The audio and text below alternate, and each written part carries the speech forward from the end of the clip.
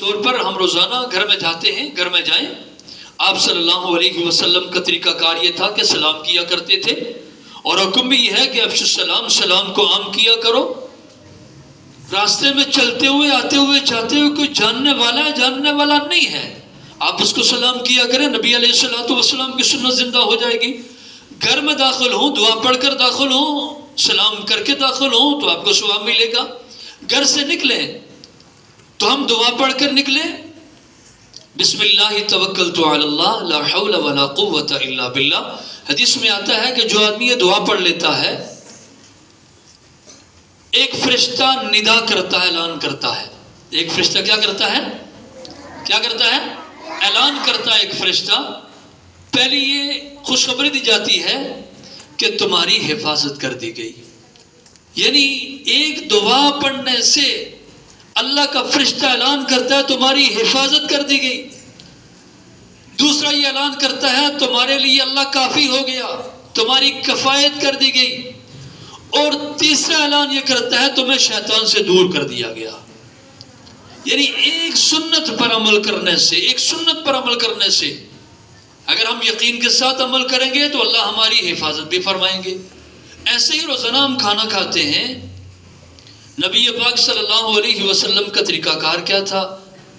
کیسے کھانا کھایا کرتے تھے؟ ہاتھ دھو کر بیٹھا کرتے تھے، بسم اللہ پڑھ کے کھایا کرتے تھے، اپنے سامنے سے کھایا کرتے تھے، اور 3 انگلیوں سے کھایا کرتے تھے، اپنے سامنے سے کھایا کرتے تھے، ساتھ کسی بچے کو بٹھا دیا کرتے تھے۔ تو یہ نبی علیہ الصلوۃ والسلام کی سنت تھی، کھانے کے آخر میں دعا پڑھا کرتے تھے۔ تو اگر اس طرح کھانا کھائیں گے، کھانا تو چارہ تو جانور بھی کھاتا ہے، دوسری مخلوق بھی کھاتی ہیں، لیکن ہم میں ان میں فرق ہونا چاہیے۔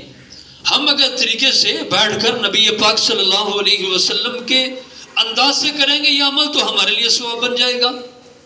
اسی طرح روزمرہ کے معمولات میں اسی لیے فرمایا کہ لقد کان لکم فی رسول اللہ اسوۃ حسنہ، تمہارے لیے بہترین نمونہ ہے۔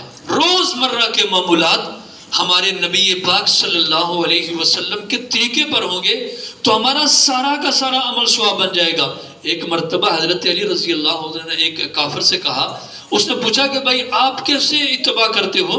کہا ہم 24 گھنٹے اللہ کی عبادت کرتے ہیں۔ فرمایا کہ 24 گھنٹے کیسے آپ عبادت کرتے ہو؟ آپ کھانا نہیں کھاتے، گھر میں نہیں جاتے، آپ کے اور کاروبار نہیں کرتے، کام کاج نہیں کرتے۔ فرمایا کہ ہم سارا کچھ کرتے ہیں، کام کاج کرتے ہیں، تجارت کرتے ہیں، کھانا کھاتے ہیں، پانی پیتے ہیں، لیکن ہم نبی پاک صلی اللہ علیہ وسلم کے طریقے پر کرتے ہیں تو وہ ہمارا سارا کا سارا ثواب بن جاتا ہے۔ اس لیے آپ حضرات سے بھی گزارش ہے، معلمات میں موجود ہیں، بچے بھی موجود ہیں، ہماری زندگی میں تبدیلی آنی چاہیے۔ ہمارا رول ماڈل نبی علیہ الصلوۃ والسلام کی ذات اطہر ہونی چاہیے، ذات گرامی ہونی چاہیے۔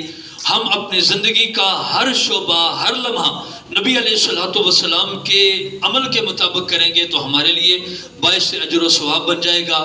یقیناً اس وقت امت مسلمہ پر بڑا کڑا وقت ہے، اس میں ہمیں کیا کرنا چاہیے؟ انسان سوچتا ہے کہ بھائی میں کیا کر سکتا ہوں، میری کتنی بساط ہے، میری کتنی طاقت ہے۔ چلے وہ بڑے لوگ ہیں، حکمران اگر بولیں تو بہت افضل بات ہے، ان کا بولنا کام کا ہو سکتا ہے،